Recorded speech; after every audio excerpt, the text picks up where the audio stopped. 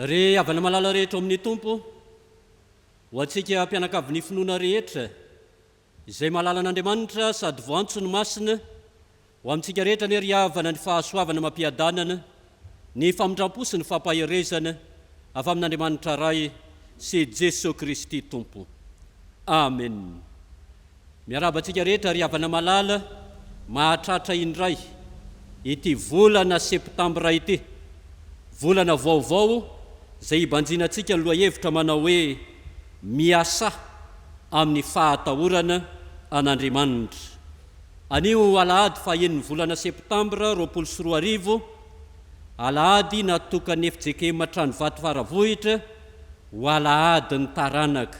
Ka dia miaraba antsika taranaka rehetra na izay tonga ato an-tranon'Andriamanitra na ny taranaka mielipatrana manerana ny vazatany rehetra mahatratra ity Alahadin'ny Taranaka anio ity. Ndia ary idera sy anome voninahitra an'Andriamanitra isika ry havako ny salamo 420 andininy voalohany hatramin'ny fahaenina no iderantsika an'Andriamanitra aorian'izay kosa ira fanampiny 970. Aoka ary ara-mitsanga isika hidera an'Andriamanitra. Salamo 420 ny andininy voalohany hatramin'ny fahaenina amin'ny anaran'ny Tompo. An Jehova ny tany sy izay rehetra eo aminy, izao rehetra izao sy ny poniny eo aminy, fa izy nanorina azy tambonin'ny ranomasina, tambonin'ny rano nampitoerany azy. Iza no hiakatra ny tendrombohitry Jehova, ary iza no hitoetra amin'ny fitoerany masina, izay madio tanana sy mahitsy fo, izay tsy manandratra ny fanahy no amin'ny lainga na mianina hamitaka. Andray fitahiana avy amin'ny Jehova izy, ary fahamarinana avy amin'Andriamanitra ny famonjena azy. Izany ny taranaka mitady azy, izay mitady ny tavanao dia Jakoba. Amen.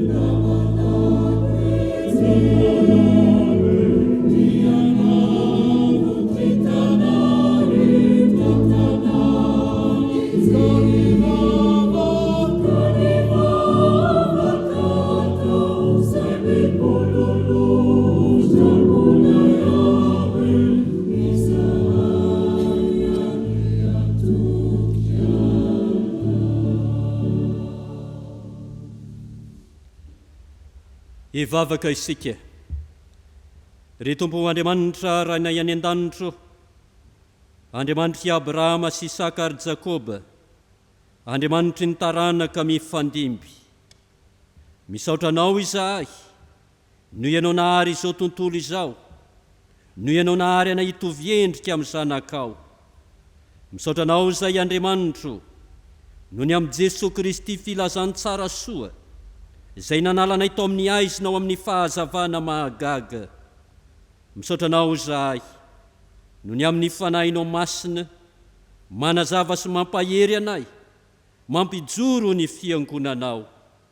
Eny misaotra anao izay Andriamanitra, mankasitraka anao indrindra, no ny amin'ity andro anio ety, Alahadin'ny Taranaka eto anivon'ny fiangonanao. Hitondrana mambavaka ny zanaky ny fiangonana manontolo, ary andraisanay ny hafatry ny teninao. Sitraka ao tokoa mantsy Andriamanitro, nisy ny fiainam-bavaky ny zanaka, isa-tokantrano isam-baravarana, isaky ny taranaka mifandimby. Koa dia rainay somenay voninahitra ny anaranao, no ny fitiavanao, ny famindramponao, hitantanana ny fiainany taranaka manontolo. Mangataka aminao ary zay Andriamanitro, taio sy hamasino izao Fanompoam-pivavahana izao, mba ho eniky ny voninahitra ao Andriamanitra, hiavaozanay amin'ny fanoloran-tena masina, andraisanay hery sy aina vaovao amin'ny alalan'ny teninao. Amin'ny anaran'i Jesosy Kristy Tompo sy Mpamonjy, lohan'ny fiangonana, no anaovana izany vavaka izany. Amen.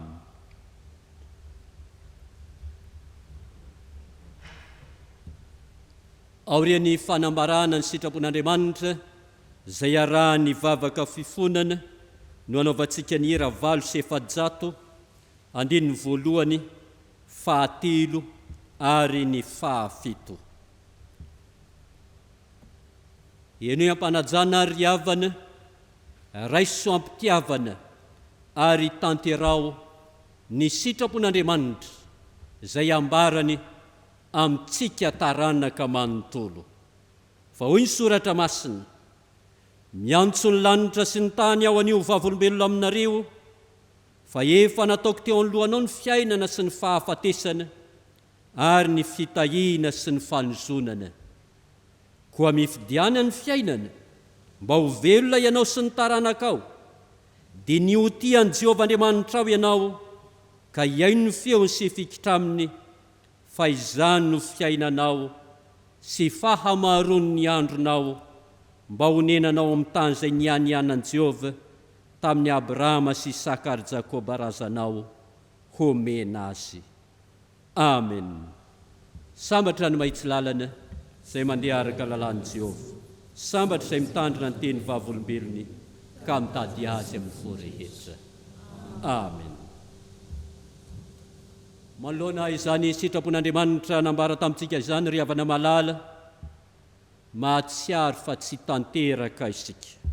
Dia isika tsiraray avy, isika taranaka manontolo, iondrika mpanetreteny eo anatrehany Jesosy Kristy, iaiky ny fahotatsika, hibebaka no ny elontsika. Hivavaka isika. Ry Tompo rainay any an-danitro, miondrika mpanetreteny eto am-pototry ny azo fijalian'i Jesosy Kristy izahay, miaiky ny eloka sy fahotana vitanay. Anao irery mantsy Andriamanitro ny fahamarinana, ary ao aminao irery ihany koa ny misy ny raro no anay, mpanota izahay, ary tsy misy azonay atao hialana amin'ny fitsarana marina ataonao. Nambaranao taminay teo ny sitraponao, miantso anay, ho tianao Andriamanitra, hitandrina ny didinao, hifikitra aminy. Indresi anefa Tompo, lehibe ny fitiavanao, fa izay kosa tsy maneho fitiavana anao Andriamanitra. Tia teny izahay, ny ho anay ihany no hiadinay fo, koa ankehitriny. Mitalao aminao izay Andriamanitro, mamelany elokay, mamindrafo aminay, diovy amin'ny fanainao masina ny fonay mba handehananay amin'ny sitraponao. Miantso anay koa ianao araka ny sitraponao mba hiainonay ny feonao Andriamanitra, indrisy anefa Tompo, ny feon'izao tontolo izao no heninay, izany no mibahany eo amin'ny fiainanay ka mampiditra ny heloka sy fahotana eo amin'ny fiainanay tsiraray avy. Tompo masina sy malalo, amin'ny tian'io ety manolo teny eo anatrehanao izahay tsiraray avy. Avaozy izay Andriamanitro, avaozy ny taranaka tsiraray avy, hiaino ny teninao, hifikitra amin'ny teninao, hanao ny sitraponao. Dia amin'ny anaran'i Jesosy Kristy, Tompo sy mpamindra fo, mpamela heloka, no hanaovana izany vavaka izany. Amen.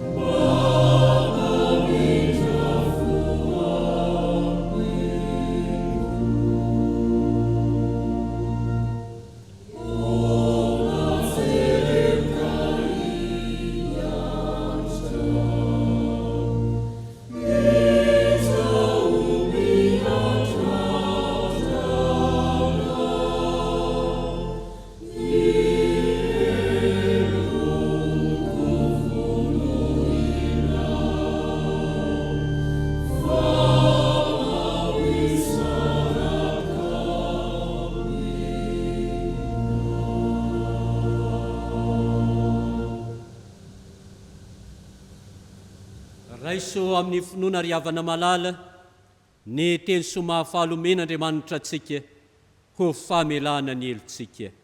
Aoka hiara-mitsangana isika.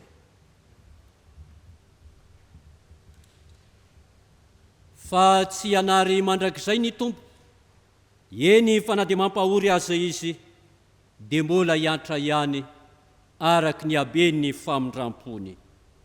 Fa ny famindrapon'i Jehova dia tamin'ny taloha indrindra ka ho mandrakizay, ary ny fahamarinany miatra amin'ny taranaka faramandimby. Ko amin'ny anaran'i Jesosy Kristy no anambarana aminao hoe voavela ny helokao noho ny fitiavan'Andriamanitra anao ao amin'ny Kristy. Amen. Sambatra ny olona izay voavela ny helony sy voasarona ny fahotany. Sambatra ny olona izay tsy isain'i Jehova heloka ary tsy misy fitaka ny fanahy. Amen.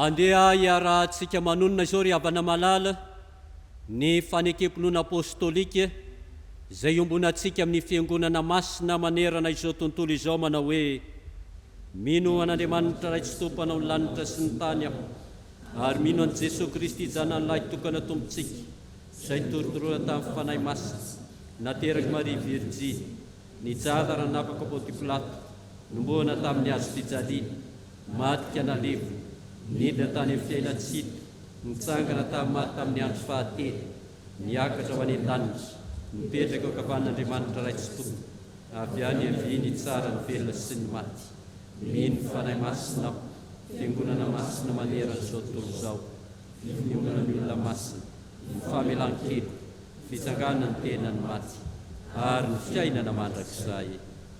Amen. Petraka ianareo.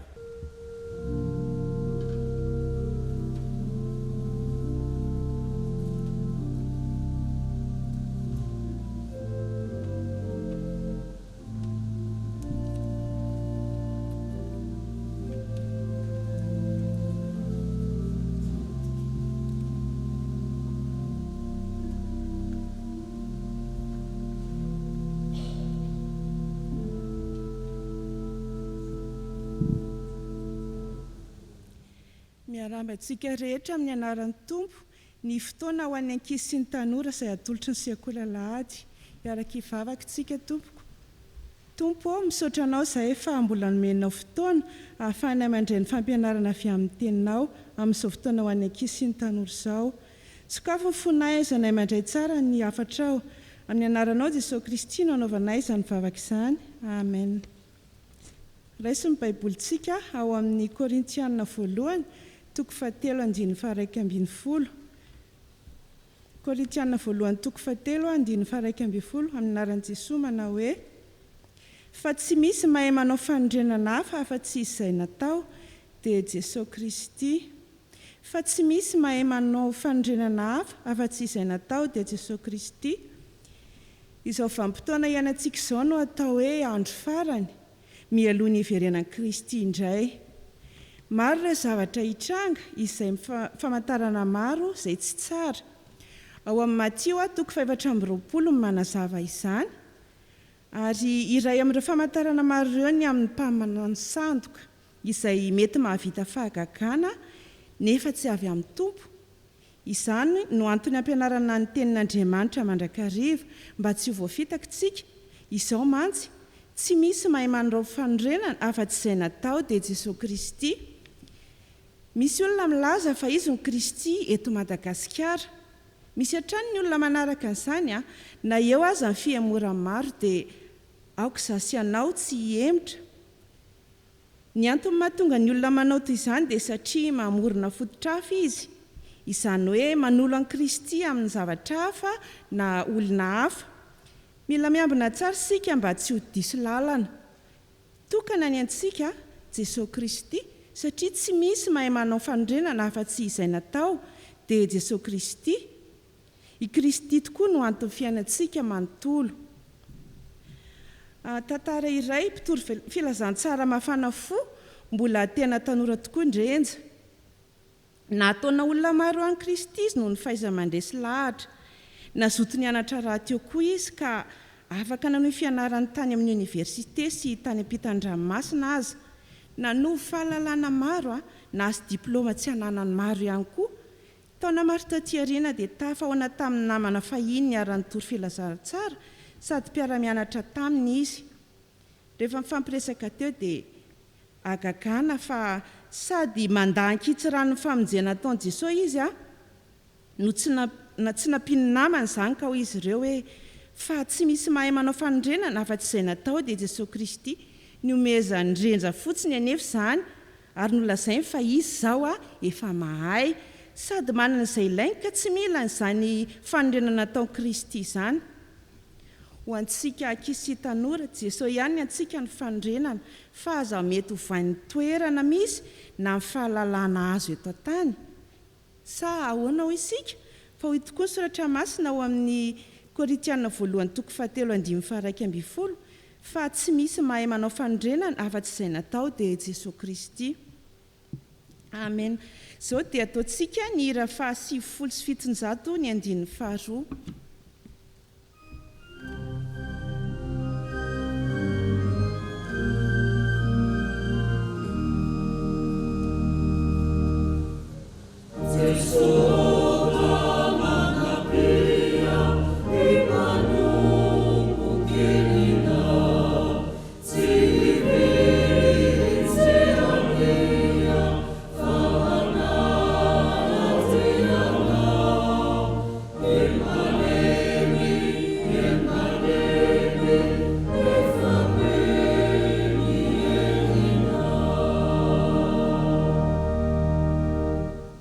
Ivavaka isika.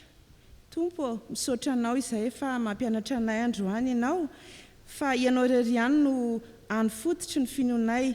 Ampio izahay mba tsy hanolo anao amin'ny zavatra hafa, ary mba tsy voafitaka amin'ireo zavatra hita amin'ny masonay, na fahalalana na fahaizana na harena. Amin'ny anaranao Jesosy Kristy no angatahanay izany vavakay. Misaotra Tompo. Amen. Ho an'Andriamanitra irery ihany ny voninahitra. Amen.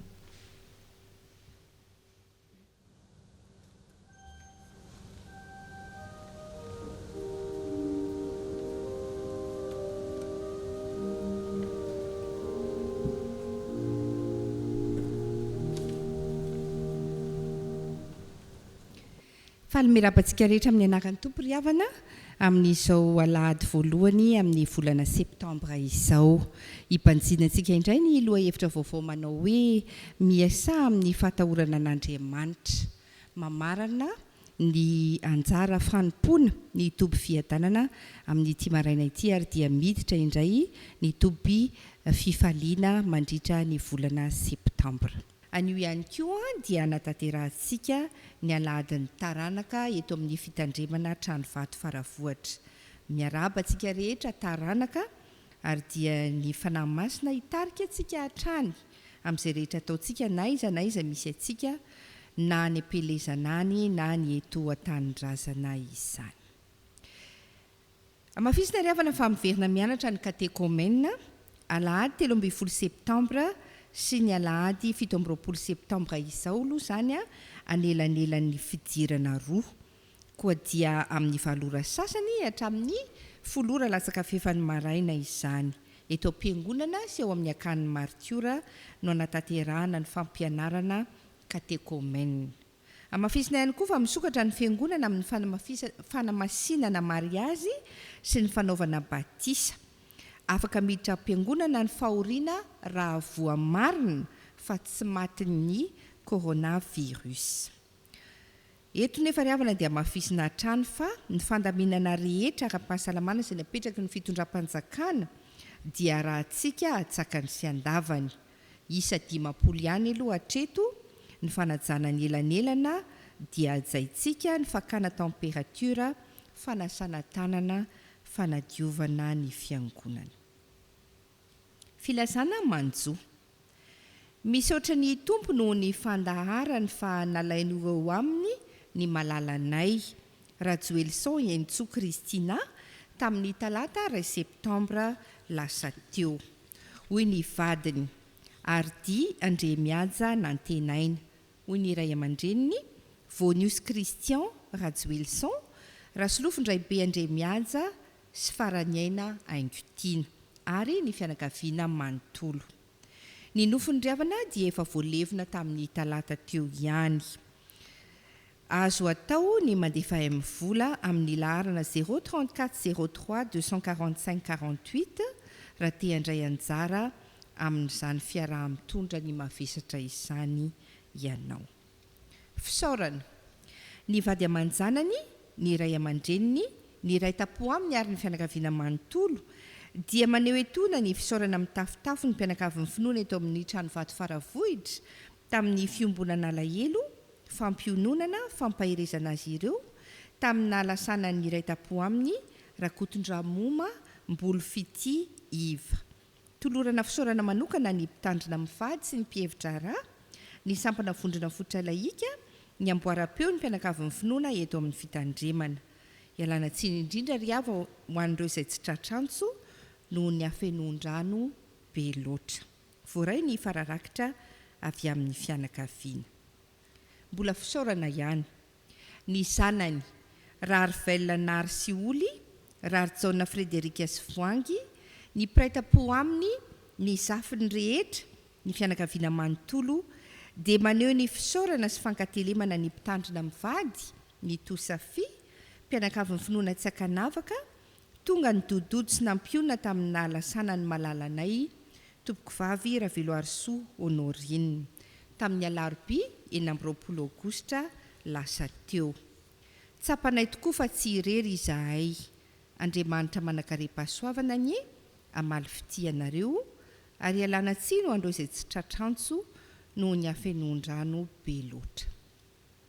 Amaranantsika izao raharaha izao ry havana dia rakim-pisaorana. Misy 3 ny rakim-pisaorana voaray. Voalohany mivaky toy izao: misaorany Jehovah ry fanahyko, ary izay rehetra atao anatiko misaorany anarany masina. Misaorany Jehovah ry fanahyko, ary aza misy atolonao ny fitahiany rehetra. Misaotra ny tompo izahay noho ny valim-bavaka, raha nandalo fotoan-tsarotra ary dia manolotra vola 3 hetsy ariary hampandrosoana ny asan'Andriamanitra eto amin'ny fitandremana. Tiavantsika ity dia mangataka vavaka sy ny hira FFPM 2:300. Ny faharoa misy soratra toy izao: misaotra an'Andriamanitra izahay noho ny fahatraranay ny tsingerin-taonany fanambadianay izao. Manolotra rakim-pisaorana vola 5 hetsy sy 4 tapitrisa ariary atolotra ho an'ny fikambanana amboaram-peo, hividianana micro sy fitaovana ilaina amin'ny tournage Fanompoam-pivavahana. Fa ny fahasoavan'Andriamanitra no natoy izao anay ho azy irery ihany ny voninahitra. Ny rakim-pisaorana fahatelo farany ry havana dia misy izao soratra izao: miakara ny tendrombohitra, maka hazo ary ataovy ny trano, dia ankasitrahako izany sady ankalazaina ho Jehovah. Ny voninahitra ity trano ity any amparany dia ho lehibe noho ny tany aloha, hoy Jehovah tompony maro, ary eto amin'ity fitoerana ity no hanomezako fiadanana, hoy Jehovah tompony maro. Fianakaviana iray ry havana manolotra rakim-pisaorana vola 2 tapitrisa ariary atolotra ho fandraisana anjara amin'ny famitana ny tranon'Andriamanitra FJKM Ambohibary Jerosalema vaovao. Dia mangataka vavaka ihany koa sy ny hira FFPM 300. Ny dera, ny laza, ny saotra ary ny voninahitra dia ho an'Andriamanitra irery ihany. Izay ry havana ny raharaha eto am-pelantananay fa dia atolotra an'Andriamanitra ny voninahitra. Amen.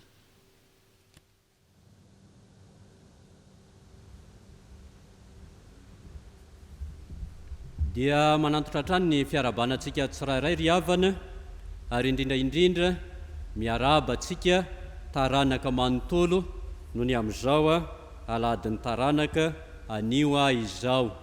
Eo moa ry havako malala ny fahamehana ara-pahasalamana, voafetra dia voafetra, ary azo lazaina ny hoe solotena ny taranaka ihany no tonga ty antranon'Andriamanitra tamin'ity taona ity, ka dia ezahany ny anatanteraka ny Alahadin'ny Taranaka araka izay mahamety azy, ka ho anareo izay manaraka ny fanompoam-pivavahana any an-tokantrano, any amin'ny faritany, hatrany ampitan-dranomasina, manaraka ny fanompoam-pivavahana amin'ny tambazotra serasera, ao arian'ny vavaka fangatahana, ao arian'ny toriteny, dia isy asa vavolombelona, fiarabana sy firarian-tsoa ataony ny solotenantsika, solotenan'ny taranaka avy any amin'ny faritany, avy any ampitan-dranomasina, dia arahantsika ampitiavana izany.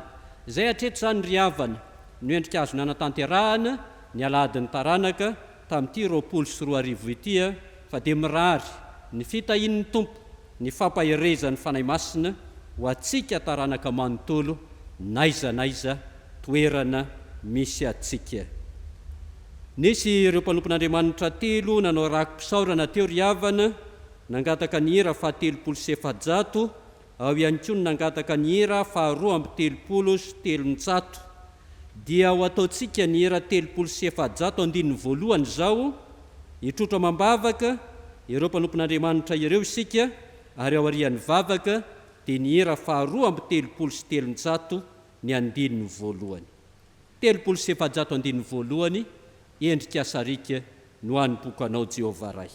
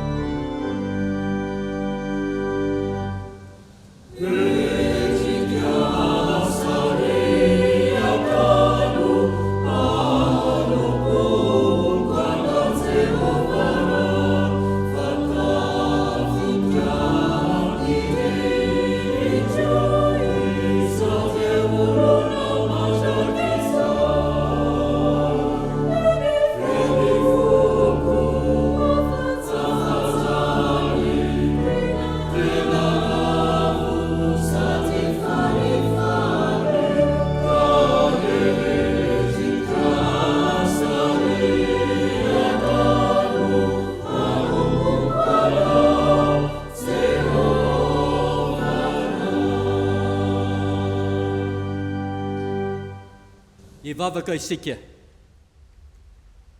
Misaotra anao zay ry JESOA KRISTY tompo lohan'ny fiangonana, fahatsaronay tokoa fa miasa amin'ny fiainanay tsiraray avy ianao, miasa amin'ny taranaka mifandimby, mandrotsaka ny fitahiana sy ny fahasoavanao, ary dia vavolombelony zany reto mpanomponao ireto, manolotra rakom-pisaorana ho anao Andriamanitra. Ao ny mahatsiaro indrindra zany fitahiana sy fahasoavana avy aminao izany, nahazo valim-bavaka raha nandalo fotoatsarotra. JESOA malalo, jereo amin'ny indrafonao ary ny mpanomponao, aoka hitoy hatrany ny fitahiana, ny valim-bavaka, ny fanampianao ireo mpanomponao ireo.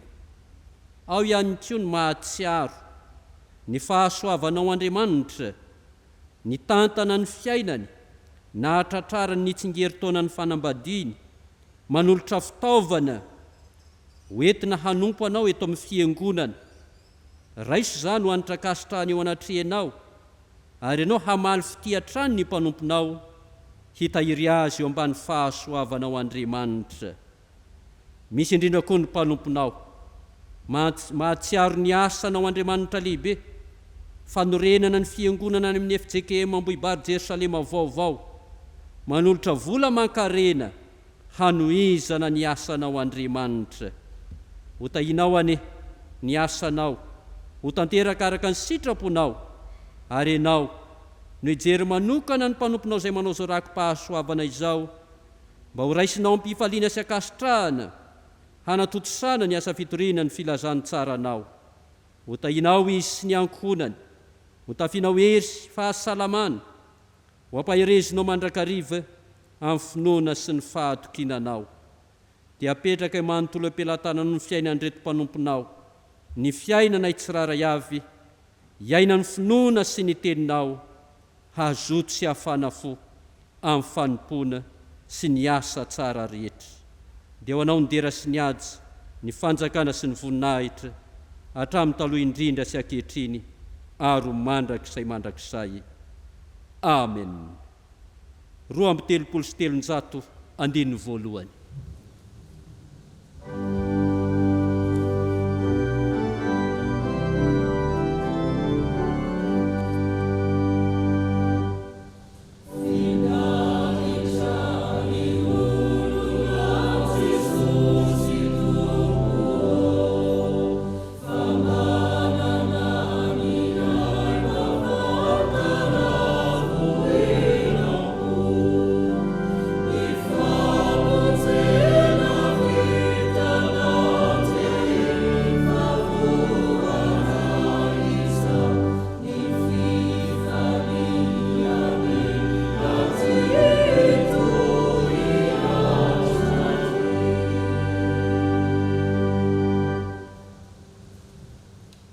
Iroso amin'ny fankalazana ny tenin'Andriamanitra zao isika ry havana malala, ataontsika ny hira izay voalahatra, hitsangana ny mpanompon'Andriamanitra hivavaka sy hamaky ny soratra masina.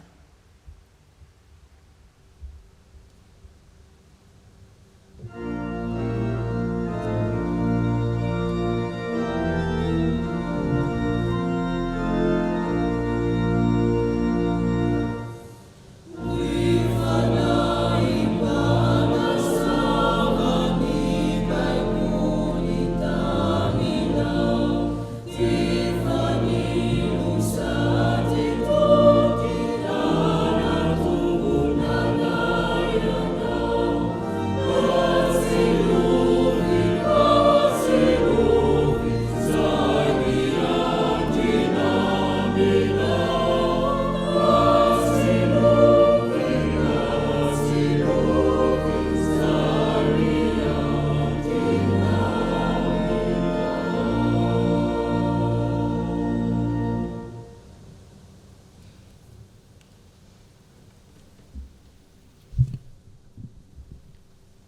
Mbola iara ivavakitsika tompoko. Misaotra sy midera ary mankalaza anao zahay Andriamanitra fa tsara tokoa ianao, mendrika hoderaina sy ankalazaina. Misaotra indrindra ny amin'izao fotoana anio izao dia ny Alahadin'ny Taranaka izany. Voninahitra no atolotra ianao satria mendrika izany ianao. Misaotra fa tianay tsiraray avy izao ianao ary mbola manome tombonandrom-pahasoavana anay ihany koa. Raha maky sy iaino ny teny soratra masina zahay, mangataka ny fanahinao masina. Hitarika anay amin'izany ary ianao no anendry ny teny ho eo ambavan'ny mitondra azy. Izahay rehetra ihany kosa dia iaino ankatoa fa tsy ho mpanadiny fotsiny. Ka mitoera aminay tsiraray avy ianao fanahy masina, mangataka anao aza vela irery zahay. Esory ny mety andrebireby anay fa ny fanahinao masina hibanjana tanteraka. Koa dia apetraka aminao zany Tompo, misaotra indrindra. Amen.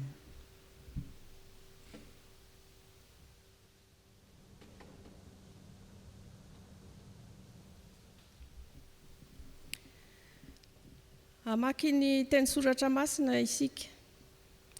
Agay, toko 2, andininy 1 ka hatramin'ny 7. Amin'ny anaran'ny Tompo. Tamin'ny andro 20, tamin'ny volana 7, no nahatongavan'ny tenin'i Jehova nentiny Agay mpaminany, nanao hoe: lazao amin'ny Zerobabela, zanak'i Selitiela, governoran'i Joda, sy amin'ny JESOA, zanak'i Jozadaka, mpisorona be, ary amin'ny sisa amin'ny vahoaka hoe: iza no mbola sisa aminareo izay nahita ity trano ity tamin'ny voninahiny taloha? Fa manahoana kosa ny fahitanareo azy zao? Moa tsy toy ny tsinitsinina imasinareo ity? Nefa mahereza ankehitriny ry Zerobabela, hoy Jehova, ary mahereza ry JESOA, zanak'i Jozadaka, mpisorona be, ary mahereza ianareo vahoaka rehetra, hoy Jehova, ka miasà. Fa izao no momba anareo, hoy Jehova tompony maro, araka ny teny fanekena nataoko taminareo, fony nivoaka avy tany Egipta ianareo, ary ny fanahiko dia mbola mitoetra ao aminareo ihany, koa aza matahotra ianareo. Fa izao no lazain'i Jehova, tompony maro: indray makakoa raha afaka kelikely, dia ampiororoko ny lanitra sy ny tany, ary ny ranomasina sy ny tany maina, ary ampiororoko koa ny firenena rehetra, ka ho avy izay iriny firenena rehetra, ary ho fenoko voninahitra ity trano ity, hoy Jehova tompony maro. Ay ny volafotsy, ary ay ny volamena, hoy Jehova tompony maro. Ny voninahitra ity trano ity any amparany dia ho lehibe noho ny tany aloha, hoy Jehova tompony maro. Ary eto amin'ity fitoerana ity no hanomezako fiadanana, hoy Jehova tompony maro. Amen.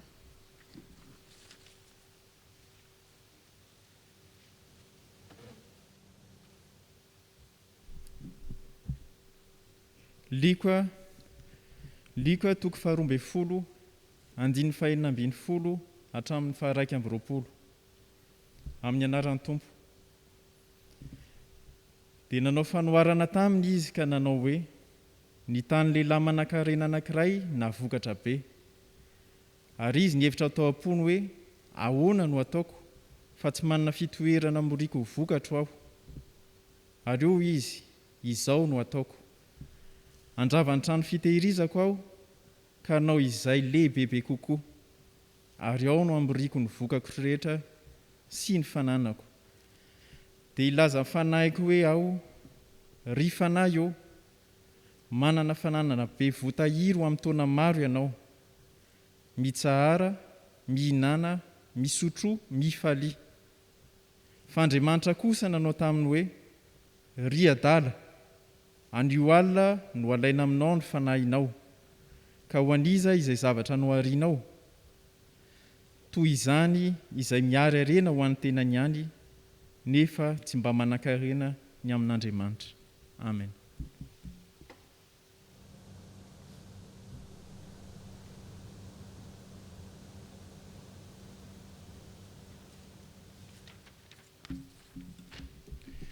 Ny epistily voalohany ho an'ny Koritianina, toko 7, 10 ka hatramin'ny 10 amin'ny anaran'ny Tompo.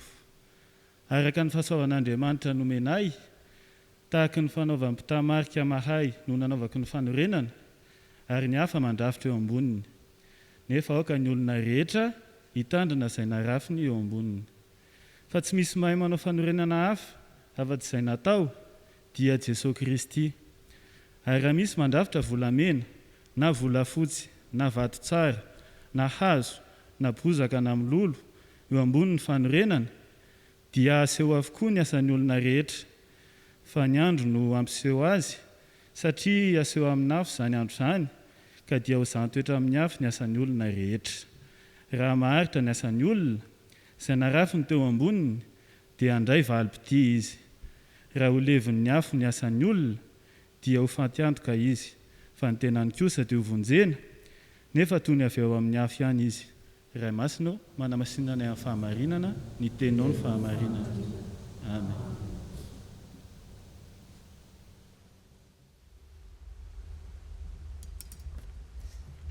Ataontsika izao ry havana ny era 7:700 andininy voalohany, dia hitsangana ny mpanompon'Andriamanitra hitondra ny hafatra ho antsika.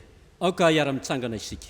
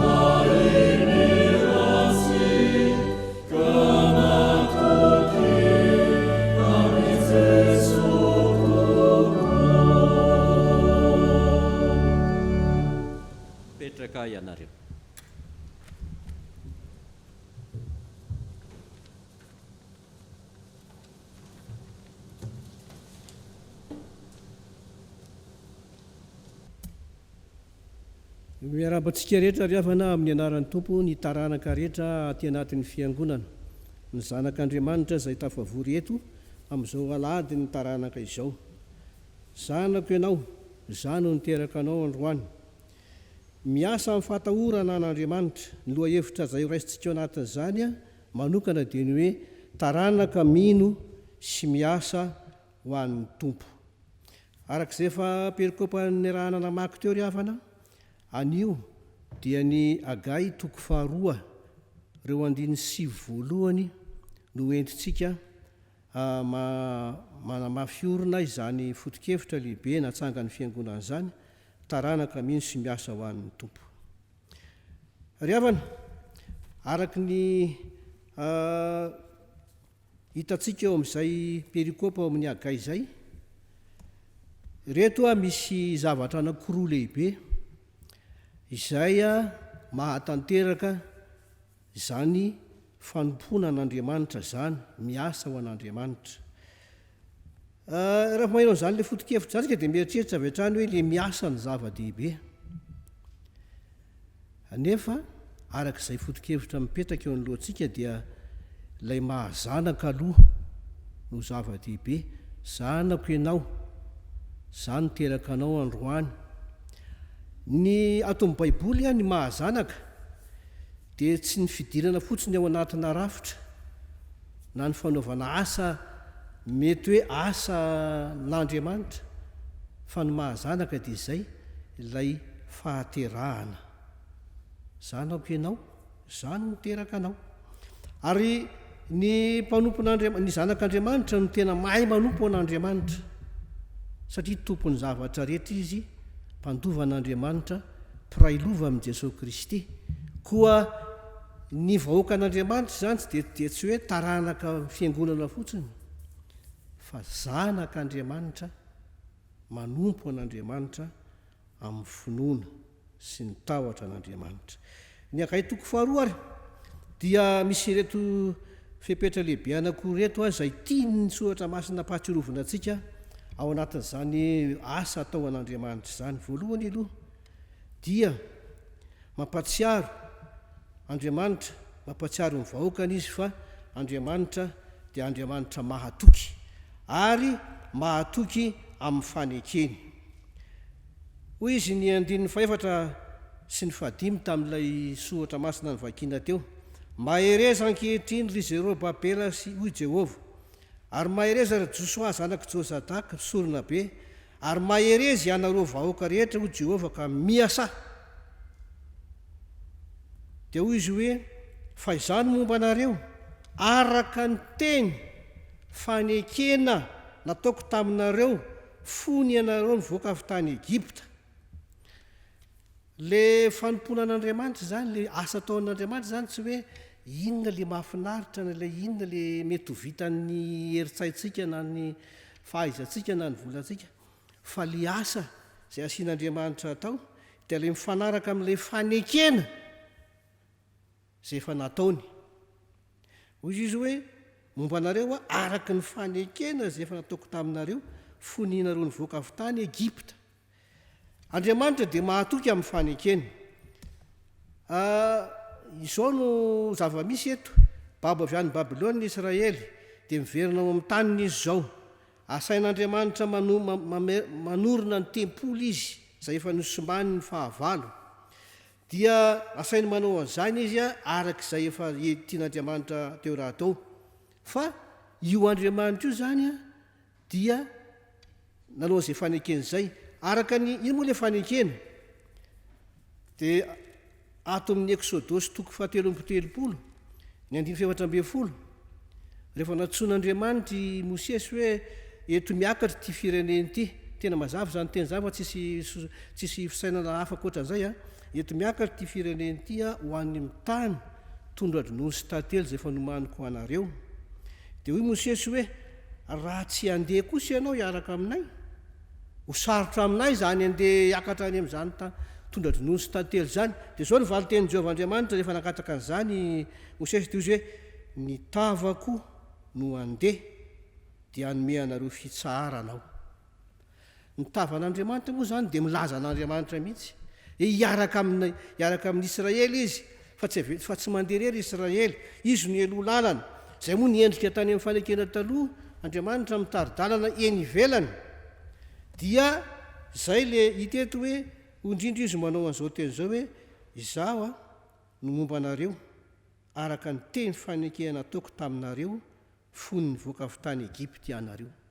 Le teny fanekena efa tany amin'ny arivo-taona lasa ny natao ao anatin'izany arivo-taona zany hoe raha itsika olombelona nijery efa mety be ny zavatra miova, mety efa dino, mety efa lefy. Fa zao Jehovah Andriamanitra mahatoky, dia le mahatoky maty tsy miova, miazona ny teny lazainy ary fanekena nataony io. Zay no hevitra voalohany. Fa ny hevitra anakay manaraka an'ilay fanekena dia izao, samihafa ny teny fikasana sy ny fanekena. Ny teny fikasana matsy raha manao Andriamanitra hoe dia hiaraka aminareo dia hitondra anareo dia izao, raha tsy tanteraka le anaovana le teny fikasana ny zavatra takiana aminy dia mazava ho azy rava.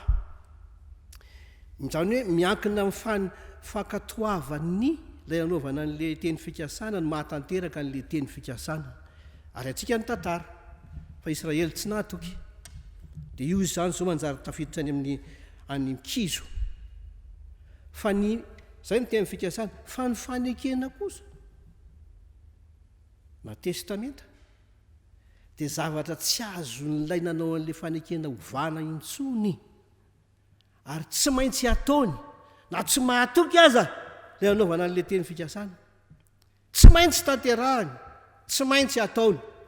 Zay ny fanekena. Azany le fanekena avy amin'Andriamanitra, rehefa ny teny izy ka na mahatoky na tsy mahatoky ny olona naovana fanekena dia izy tsy maintsy manatanteraka ny teniny. Dia io lazainy amin'izay hoe miasa re ianareo fa zange momba anareo araka izany fanekena nataoko izany tsy maintsy tanterahako ny teniko izay efa nataoko taminareo satria hoe oentina miakatra any amin'ilay avy any Egipta makany amin'ny tany rondrony sy tantely dia rehefa tonga ao izy dia omba azy Andriamanitra. Nizy nefa tao anelanelany fotoana izy lasa babo tany Babilôna tany indray dia ohatrany hoe tsy mipetraka raha ve le fanekena fa naverin'Andriamanitra vany izy dia hoy izy Andriamanitra hoe tsy maintsy tanterahana izay fanekena natao izay. Fa zao rehefa tafaverina tao le tolony reto dia mampalahelo be mihitsy ny zavatra nataon'izy ireo. Eo amin'ny toko voalohany amin'ity Agay ity zao tonga ny teny Jehovah netiny Agay mpaminany manao hoe moa andro tokony toerany tenanareo ao amin'ny tranonareo misy valondriana ve zao kanefa ravy ty trano ty matsain'le tempolo zany. Ko izao nolazainy Jehovah tompo maro everiny lalanareo fa maninona na mafy be nareo nefa kely ihany ny tominareo. Mihina ianareo nefa tsy voky, misotro ianareo nefa tsy afa-po, mitafy ianareo nefa tsy misy mafana, ary zay mahazo karama dia mahazo karama atao kitapo-laoka, mahazo vola dia miditra makarakara dia mivoaka ry amin'ny kilodoka tsisy zavatra mipetraka. Satria maninona diso lara-pahamehany Israely rehefa miverina tao amin'ny taniny. Ina ny larana-pahamehany andreo dia hoe manao ny tranony avy, manao ny valondrian'ny tranony avy, izany hoe mitodika makaty any tenany. Inona ny tombontsoako Andriamanitra fa tsy ny tombontsoan'Andriamanitra. Zay mahatonga miteny hoe tsy ny asa ny zava-dehibe fa ny fahatserovana aloha ho an'ireo Israely ireo fa Andriamanitra dia mahatoky ka tsy miova amin'ny fanekena izay efa nataony izy. Fa ny olona moa zany rehefa poritra izy tena krizy lehibe ohatra ny amin'izao andro ankehitriny izao tamin'izany fotoana izany verina vany ao tsisy ninninona. Inona kosa ny lara-pahamehana ka tsy nanangana ny trano tsara ve? Ny tafy araka ty lazaina ty ny hinana kanefany ny tafy fa mitanjaka ihany, mihinana nefa tsy voky, tsy afa-po, tsy misy ary zay mamahazo karama dia atao kitapo-laoka satria diso lara-pahamehana. Manao zany hoe mitodika makaty amin'ny tenany zay mahatsaratsara azy fotsiny fa tsy lay efa fanekena nataon'i Jehovah Andriamanitra. Io mantsy planin'Andriamanitra mantsy ny fanekeny. Dia iny zany le lalana. Ny anjaran'ny olona zany miditra ao anatin'izay lalana izay dia ao izy no mahita amin'izay ny anjarany. Tsy hoe kory hoe tsy tokony hanao trano, tsy diso zavatra rariny sitsiny zany hoe manao trano. Andriamanitra aza efa miteny an'izany raha teo any amin'ny Jeremia 7:20 manaova trano nareo dia mitoera ao izy. Fa le olona ny Israely tonga dia any amin'le trano namaika azy tsy ny anangana an'le tempoly satria zay le asa eto mantsy hoe amboary alohan'ny tempoly. Fa ny tempoly mantsy ry havana dia midika fanatrehan'Andriamanitra. Fanatrehan'Andriamanitra mivantana eo afovoan'ny vahoakany. Dia izy no manao ny fitarihana rehetra sy ny fanomezana ny hery ny fanangonany zavatra rehetra teren'Andriamanitra izy. Ainareo tsara ny Salamo 7:20 raha tsy Jehovah no manao ny trano miasa foana mpanao azy. Raha tsy Jehovah miambina ny tanàna dia miambina foana mpiambina. Zany dia hoy izy hoe zava-poana ho anareo ny mandry alina sy mifo maraina be ndeha tady hanina hoanina. Nefa zany hoy ny tenan'Andriamanitra dia omeny ny zanany ihany na dia matory izy. Zany koa tsy midika matoriza. Zay ny dikany. Fa hoe na dia mikofokofoka toy inona azy tsika rehefa tsy Jehovah Andriamanitra ao anatin'le planin'Andriamanitra izy dia izay lazain'izay foana hoe mahazo karama atao kitapo-laoka mitafy nefa tsy mafany, mihinana nefa tsy voky fa tapany ihany dia tsy manana fiadanana, tsy manana fifaliana eo amin'izany fiarahana amin'ny tompo Andriamanitra izany. Averina zany fa tsy ny avy hatrany dia miasa ny zava-dehibe fa tsy maintsy miasa rehefa avy eo fa ampatsiarovina aloha fa nohon'le fanekeny efa nataon'Andriamanitra dia manjary manana anjara asa tsara tsika dia iny le ambinin'Andriamanitra ny asa tsara iny. Efesianina 4:9 milaza mazava tsara an'izany hoy izy hoe fa fahasoavana no namonjy anareo amin'ny KRISTY ary tsy avy aminareo zany fa asan'Andriamanitra zany sao dia misy miray are hoe ny asako ny navovonjy ahy toy ny andin'ny fahafolo hoe nefa azao kosa tadidio fa itsika dia novonjen'Andriamanitra ary nomeny asa tsara eo an'lohantsika mba ho tanterana. Ny olona mieritreritra hoe miasa dia voavonjy fa Andriamanitra miteny hoe mino olo dia miasa. Ary matetika ampiadinin'ny olona i Paoly sy Jakoba. I Paoly miteny ny finoana ny zava-dehibe, Jakoba miteny aseho ny finoana amin'ny asa. Dia lasa fa tsy mifanohitra nefa zany fa ny finoana marina tsy maintsy miasa. Miasa tandrify ny fanekena nataon'Andriamanitra. Ary Andriamanitra mahatoky amin'ny fanekena nataony tsy miasa nivela amin'ny fanekena nataony izy. Nefa ny olona miasa nivela amin'ny fanekena nataon'Andriamanitra. Io ara-pahamerina nataony io, ny trano izay momba azy. Dia mila mitandrina zany tsika kanefa koa tsika ary ery koa zava-dehibe ny nanomezan'ny fiangonana n'izao foto-kevitra hoe taranaka mino sy miasa ho an'ny tompo. Mino aloha zany hoe miverina anatin'ny faneken'Andriamanitra sy ny ten'Andriamanitra dia miasa amin'izay fanomezam-pahasoavana rehetra ny men'ny tompo anao. Zay zany aloha no zava-dehibe voalohany resahantsika eto mba atomombana tsara ny asa atao ny mahatsiaro fa Andriamanitra dia mahatoky amin'ny fanekena izay nataony ary io fanekena nataony io no lalana mamaritra ny asa ataony sy asainy ataontsika. Faharoa, raha tiana ho tomombana ny asa reken'Andriamanitra amin'ny fiheverany azy dia hoy ny andininy dimy hoe momba anareo aho izy ary ny fanahiko dia mbola mitoetra ao aminareo ihany. Andriamanitra manatrika atsika. Zay ny zava-dehibe amin'le azoana manao an'le tena asa, Andriamanitra manatrika.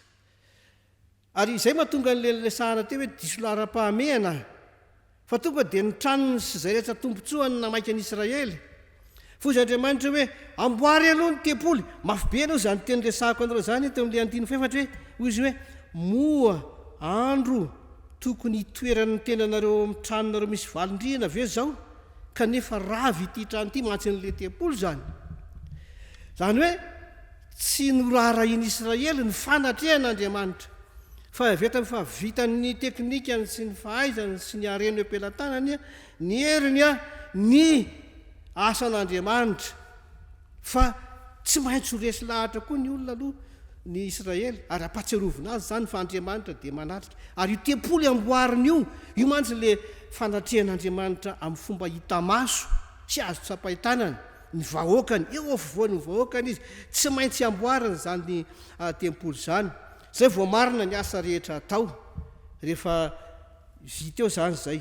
Ary zao io efa vita le tempoly nareo mpanaovana ny tempoly izay no miteraka n'le tahotra an'Andriamanitra satria Andriamanitra manatrika amin'ny vantany eo zany. Hoy ny andininy toko voalohany andiny 12 ary Zerobabela zanaka Selitiela sy JESOA zanaka Jozadaka mpisorona be mba misisa rehetra amin'ny vahoaka dia niaino ny feon'ny Jehovah Andriamanina sy ny teniny akaipaminany araka ny efa nanirahan'ny Jehovah Andriamaniny azy ary natahotra teo anatrehan'i Jehovah ny olona. Manjary niteraka tahotra masina ny fisian'ilay tempoly eo afovoan'ny Israely. Zany hoe ny asa marina zany dia tsy maintsy tsaroana foana hoe eo anatrehan'Andriamanitra. Fa jereo hoe zany filazan'ny Koritianina voalohany toko 7 azy ilay Perikopa anakay nivakitsika tamin'ity androandroany ity teo fa ny olona tonga dia niazakazaka nanao asa.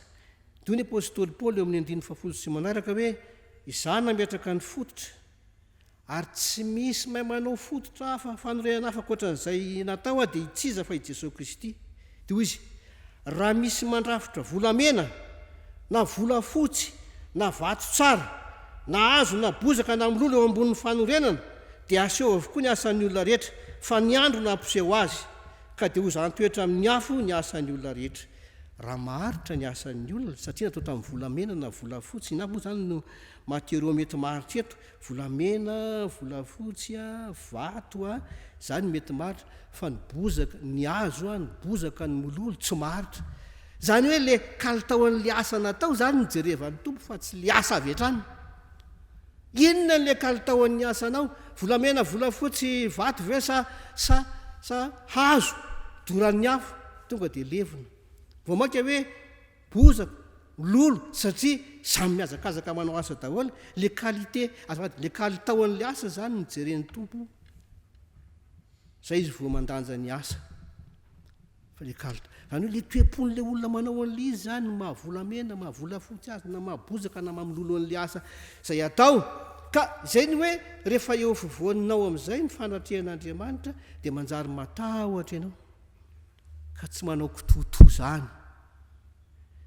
mitady ny asa miorina amin'ny atao amin'ny volamena sy ny volafotsy zany no sary volamena volafotsy sary zany fa ny atsarany zany le resahana ka le atsarany zany ny riavany ny finoantsika ane ho ny tenin'Andriamanitra dia tahaka ny volamena voazato ohatra asa-pinoana zany no atao fa tsy asa mahafinaritra anao na hoe zay ny tandrify ny volako fa tena asa-pinoana io ary zay finoana zay ny tsarana ny atsara ny asanao azadiny ny Romanina 7:17 ny finoana ho izy dia avy amin'ny tenin'ny Kristy zany hoe raha tsy ny tenin'ny Kristy zany no mibaiko dia tsy asa-pinoana io atao io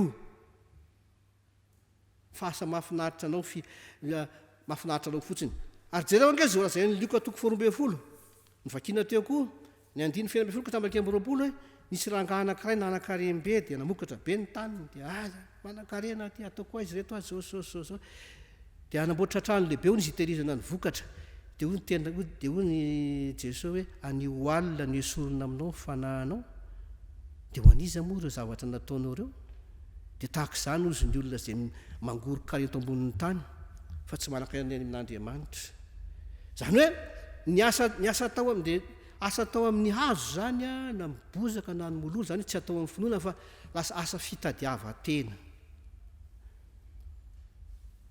ampandrompandrina saina rehefa nanao adaladala tany nandritra ny herinandro dia manao asa kely aloha mba nakindakonana amin'ny mason'Andriamanitra na ampanginana n'izay mety ho fitsarany tsy asa-pinoana fa asa fotsiny hitadiavana ny tena hitadiavana doka aman'olona fa ny asa eken'Andriamanitra dia izay ny asa atao amin'ny mpinoana atao amin'ny mpitiavana zany hoe miainga eo amin'ny tenin'Andriamanitra miainga amin'ny fahafantarana fa Andriamanitra manana ny planiny dia mahatoky amin'ilay fanekena nataony izy dia atsaroana koa hoe manatrika eo foana izy amin'izay atao rehetra riavana taranaka mino sy miasa ho an'ny tompo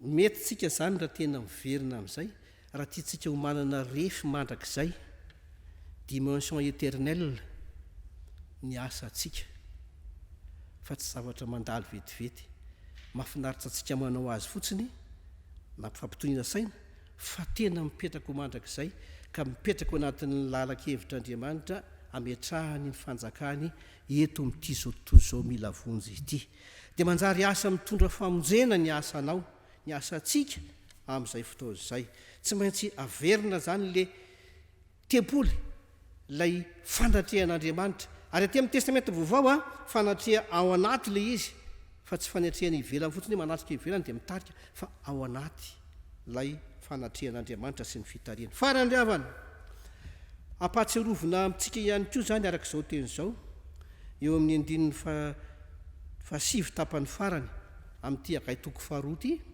no hoe ho Jehovah Andriamanitra hoe eto amin'ity fitoerany ity no anomezako fiadanana ho Jehovah tompo maro ny asa atao arak'izay fomba fijerin'Andriamanitra zay dia miteraka fiadanana ho an'le nanao azy ny olona matetika ary izay mampanahana fotsiny ka mila dinihana tsara hatrany am-piandohany io hatrany amin'ny saedeny io marina raha vao nanao ny tsy mety fa nanohitra ny tenin'Andriamanitra Adama sy Eva moa marimarina koa dia nitarika an'le badolahy koa dia nanao iny dia ny hoe raha vao tsy mifanaraka amin'ny tenin'Andriamanitra dia mampitanjaka le ota. Dia inona namaika an'le olona tonga dia ny réflexe tonga dia manakona ny fitanjana. Dia inona natao tonga dia nanao asa izy akanjo ravina aviavy anafenana ny fitanjahany. Ny olona zany tompoko za tsy miteny rehetra so dia tsara raha tsy ianao zany fa raha ianao kosa dia aleo hibebaka tsika. Ny réflexe an'io raha vavy manoto izy tonga dia hanao asa an'Andriamanitra. Everina hoe hovidiana amin'izay le asa izay Andriamanitra natapenana amin'ny masony. Dia satria fa mba nanao asa ka inona mbola hitsara anahy. Zany zavatra hita zany ka eto dia nefa le olona manao an'izany efa tsy manana fiadanana. Tsy manana fiadanana izy fa manenjika azy foa. Indrindra raha ohatra efa satria zanak'Andriamanitra enjehan'ny eritreriny amin'izay izy. Tsy ndrin'ny fanahy masina amin'izay izy. Tsy omeny fiadanana mihitsy. Dia ny asa atao araka izay hevitr'Andriamanitra ihany no mampisy ny fiadanana, azona fiadanana riavana. Riavana, kanefa araka ny hevitr'Andriamanitra efa nresahana teo foana zany dia hoe ny asa atao amin'ny finoana sy ny fitiavana. Ary eo zany hitako zaza manokana eo amin'izay hevitra fanananako teo amin'ny fanompoana an'Andriamanitra na amin'izay 30 taona na mpitandrina zay efa retirety moa zao. 30 taona mpitandrina zay azo ny olona tsara dia tiana lazaina aminy fa tsy anainy amin'ny finoana le izy.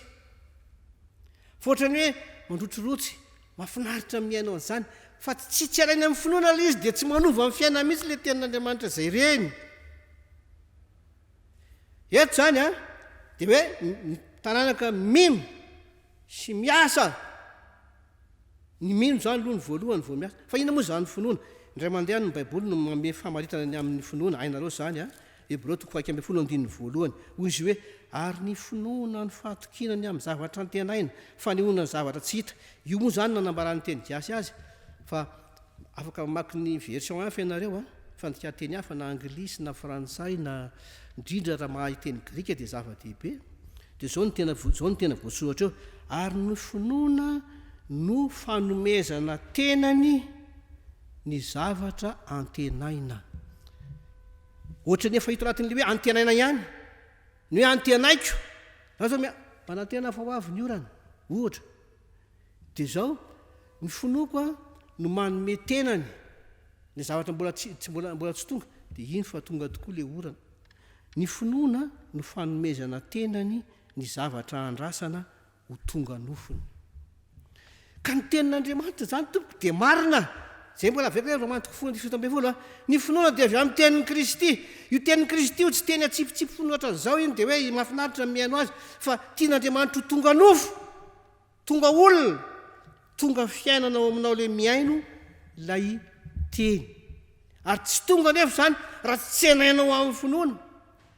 Dia iny le finoanao iny amin'izay no hiasan'ny fanahy masina ka hiterahany an'le teny ho tonga nofo. Tapany voalohany zay, tapany faharoa dia hoy izy hoe zany finoana zany koa nge tsy inona akory fa ny fanehoana ny zavatra tsy hita. Fanehoana ny fototeny dia hoe seho, mampiseho. Ny finoana zany no mampiseho amiko ny famarinan'ilay teny teo. Raha miteny zao Andriamanitra hoe lasa JESOA mboatra fitoerana ho antsika. Iza zao ny afaka ino an'izany? Fa za mahita fa olona amin'ny fiangonana ihany tsy mino an'izany. Mbola tsisy tany angery pastera ka iza mahafantatra hoe misy zany na tsisy. Toy za mahatsy le olona kinona fotsiny zany maha-kristianina anao raha ohatra ianao ka tsy mino. Fa raha miteny zany Andriamanitra hoe lasa JESOA namboatra fitoerana antsika dia efa ao lisa mbola tsy aseho amin'ny fotsiny. Zay le hoe tsy hitany maso. Fa zao ny finoana no mampiseho fanehoana ny zavatra hita. Mampiseho amiko efa ao le toerany. Fa miandro fotoana amin'ny fotsiny ampisehoana azy. Dia zay fahatongavan'le tena ny atao amiko zay. Zay fahitako ny zavatra mbola tsy hitany rehetra zay. Zay finoako zay no lasa hery anaovako n'le asa marina araka ny fanekena nataon'i Jehovah Andriamanitra amin'izay. Dia lasa asa tsara ny asako, volamena, volafotsy ary mitondra fiainana ho an'izay miaina. Fa raha zany sy tany am-piangonana zay dia anina fotsiny tany dia fa niangona tamin'ny lahady mahazo mitsakatsakana makany andorany fotsiny amin'izay zao fa avy niangona tamin'ny malaina. Ry havana, io zany a mame fiadanana ny tompo de rehefa tonga eo amin'le finoany zay ianao de tonga aminao amin'izay ny fiadanan'lay finosin'lay teny de lasa fiainanao le izy de tsy mba mikoropaka zany anao ninina zavatra mitranga satria fantatrao fa iny ny lalan'Andriamanitra iny jereo nge namaranako azy de zao le ohatra lehibe ato ny soatra masina nanonja be ny ranomasina nonja be ny ranomasina Jesosy matory miadana be mihitsy mpianatra mikofoka miady samy rery eo de miady efa tsy tohina ntsony le raha masina rehefa nitairiny Jesosy mifoaza fa maty zahay fa tsy miteny maty tsika na ilany zany Jesosy izy no faty de ozy ny tompo rikely finoana fa maninonareo manao an'izany atonaty sambo kelynareo nge za ato aminareo nge za miaraka aminareo inona ny mbola atahoranareo sy sahasahanareo indray de izany le fiadanana na inona zavatra manodidina le olona anatin'ny hevitr'Andriamanitra manana ny Kristy manana fitsarana izy manana fiadanam-po izy ary manana ny zavatra rehetra ao amin'ny tompo izy taranaka miasa taranaka mino sy miasa ho an'ny tompo miasa mitahotra an'Andria amin'ny fahatahorana an'Andriamanitra ho tanteraka amintsika anie zany mahereza ry havana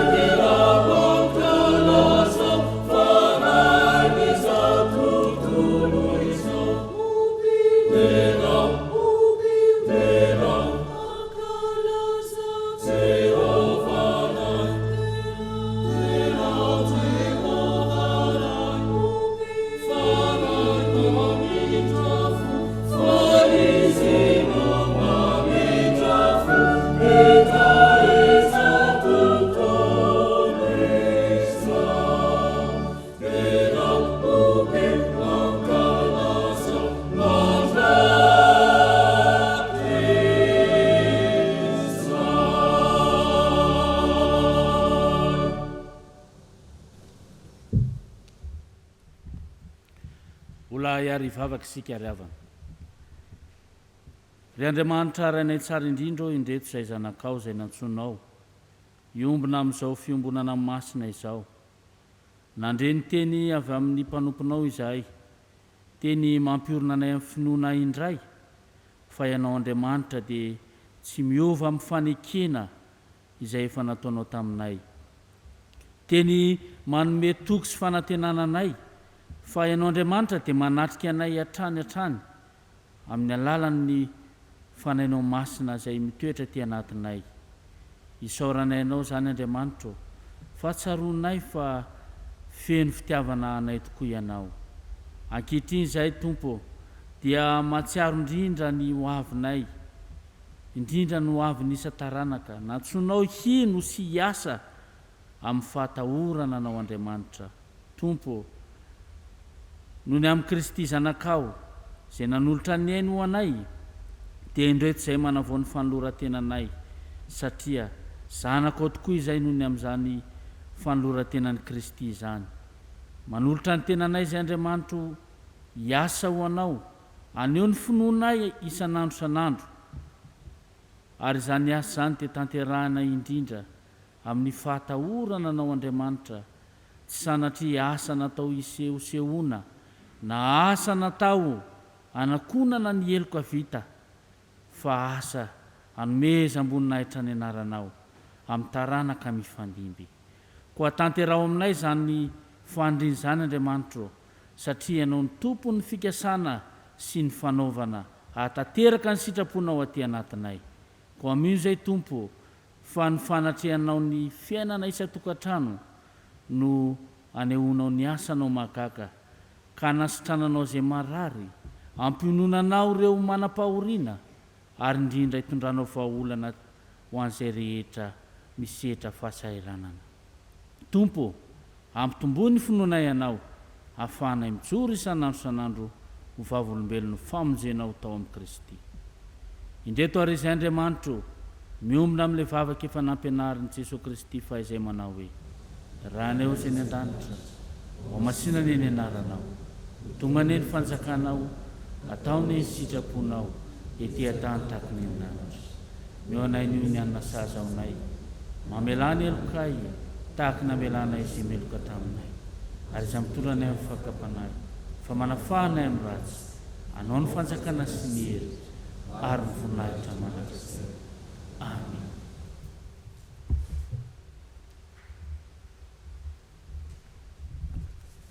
Iroso amin'ny asa vavolombelona isika ry havana malala dia ny fanamariana manokana ity Alahadin'ny Taranaka 24 ity. Alahadin'ny Taranaka miavaka, Alahadin'ny Taranaka manokana tamin'izao fahamehana ara-pahasalamana izao. Ndeha ary alohantsika rehetra hitsangana hanao ny hira fa 470 ka ny andininy fahatelo. Hira fa 470 andininy fahatelo, ny taranakay taio. Hitsangana isika.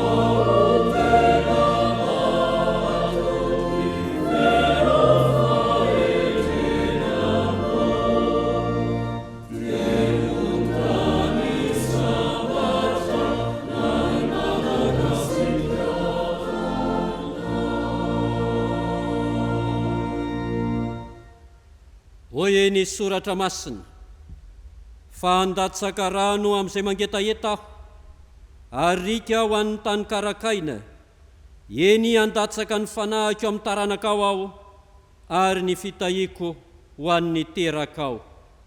Ary izay rehetra mahita azy dia ahafantatra azy ho taranaka no tahiany Jehova. Ivavaka isika. Misaotra anao izay Andriamanitro no ny teny fikasanao an'ny taranaka mifandimby. Misaotra anao Izaho no nampijoroanao ny fiangonana eto amin'ity toerana ity, ary manana taranaka maro ankehitriny. Mivavaka aminao ary Izaho ho an'ny taranaky ny fiangonanao manontolo, na ny eto an-toerana, na ny any tokantrano, na ny any amin'ny faritany, na ny any ampita ny ranomasina, ny taranaky ny fiangonanao rehetra Andriamanitro, ary tsay amin'ny fitahiana sy ny fahasoavanao. Ampaherezo amin'ny teninao ireo, ary aoka hijoro, hanana finoana tsy azozongozonina, tsy ho voafitakisatana, ary tsy ho voarebirebi ny fampianarana izao tontolo izao. Mivavaka izahay, ny hanomezanao hery, tanjaka, fahasalamana ho an'ny tsirairay avy, ny arovanao azy amin'ny aretina, ny anomezana ho azy fifaliana sy fiadanana mandrakarivo.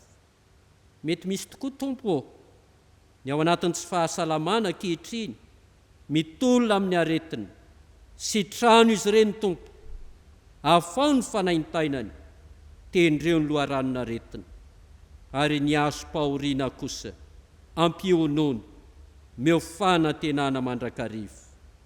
Mivavaka izahay, ho an'ny taranaka tsiraray avy, taio amin'ny adidy aman'andraikitra, amin'ny asa mandraharaza isahaniny, indrindra, amin'izao vanim-potoana sarotra dia sarotra izao.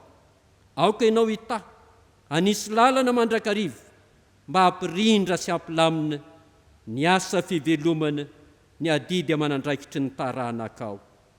Ao indrindra koa tompo, reo ankizy sy tanora eo andalam-pianarana, tsy miafina aminao ihany koa ny fahasairana ny fampianarana ankehitriny, koa mametraka mambavaka ny tohizan'ny fampianarana, ny laminany zany zahay, ary ny taranaky ny fiangonanao dia ho taranaka hendry, matahotra anao Andriamanitra handroso hatrany amin'ny fahazavan-tsaina sy ny fahalalana, dia mametraka ny hoavin'ny fiangonanao, ny hoavin'ny taranaka rehetra, eo amban'ny fitariany fanainao masiny zahay, ka ny fifaliana sy ny fiadananao ane ho amin'ny taranaka manontolo. Ho anao ny dera sy ny ady, ny fanjakana sy ny voninahitra, fa ho an'ny taranaka rehetra kosa ny fahasoavan'i Jesosy Kristy Tompo. Amen. Petraka ianareo. Endro ary atolotra antsika ankehitriny ry havana ny fiarabana sy ny firarian-tsoa ho andreo solotena ny taranaka avy any amin'ny faritany, avy any ampitan'ny ranomasina, dia miraso ho an'ny taranaka rehetra ry havana. Fa miarabany fiangonana sy ny mpitandrina Faravohitra, Tranovato Faravohitra izahay. Izay dia fianakaviana Rahazafinjatovo, izaho hiaja Feo, MIASA, niteraka, MIASA. Izay dia monina tia restana Virginia akaikin'ny Washington DC. Aza misalasala raha ohatra ka misy mandalo aty ny Zanako Faravohitra, efa nisy vitsivitsy tamin'ny Zanako Faravohitra nandalo tato tokantraminay sy tao am-piangonana, fiangonana malagasy kristiana eto Washington DC.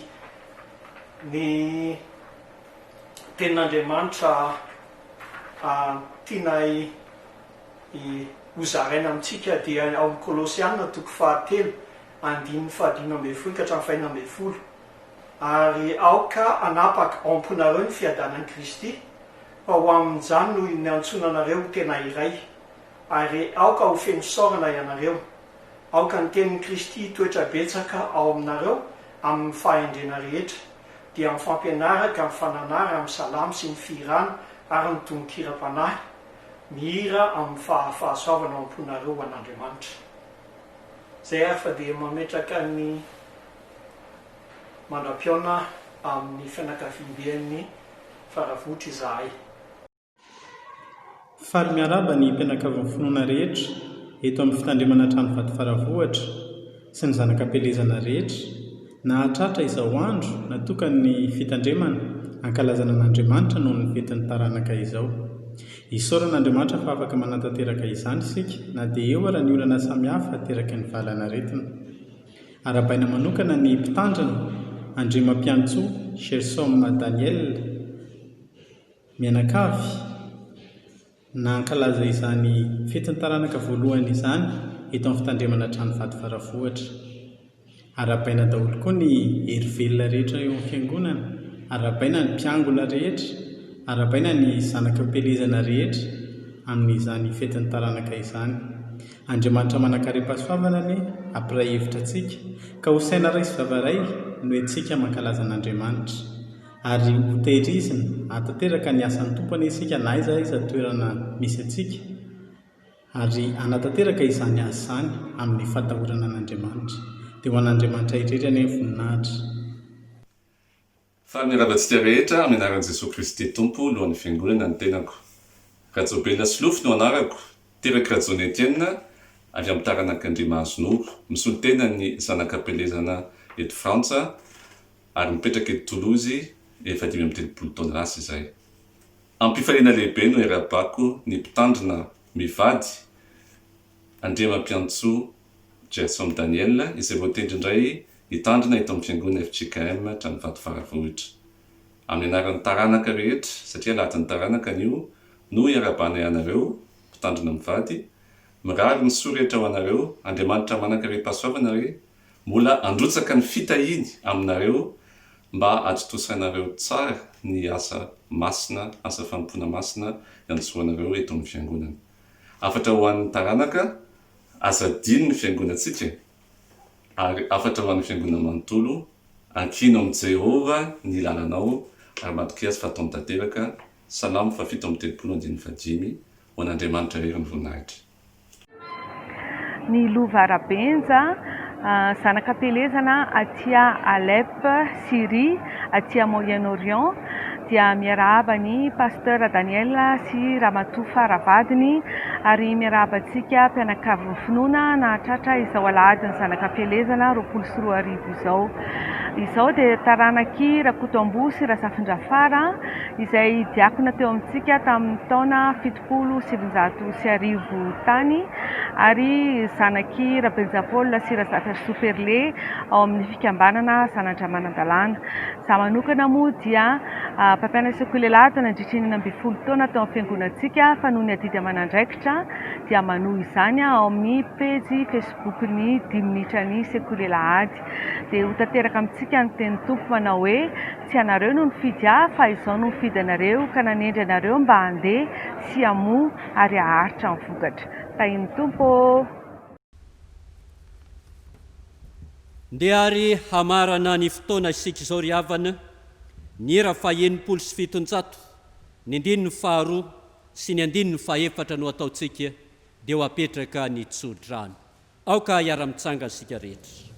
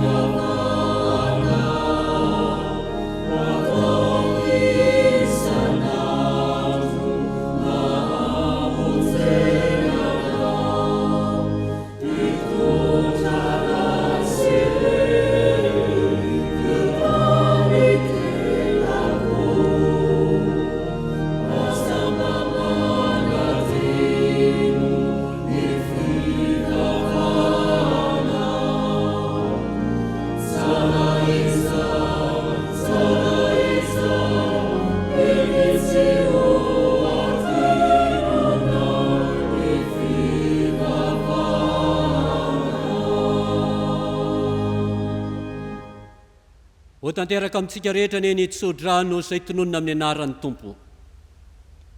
Andriamanitry ny fiadanana ny hamasina anareo samy ho tanteraka ka aokarovana avokoa ny fanahinareo sy ny ainareo ary ny tenanareo ho tanteraka ka tsy hanatsiny amin'ny fiavian'i Jesosy Kristy Tompontsika.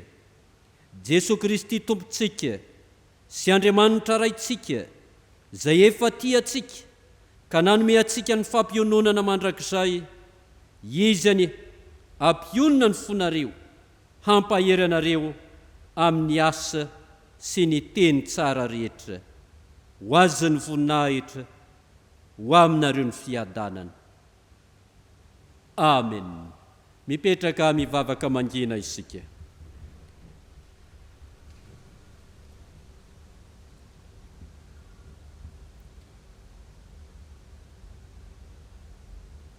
Ho an'Andriamanitra ireriany any ny voninahitra amin'ny anaran'ny Ray sy ny Zanaka ary ny Fanahy Masina. Amen.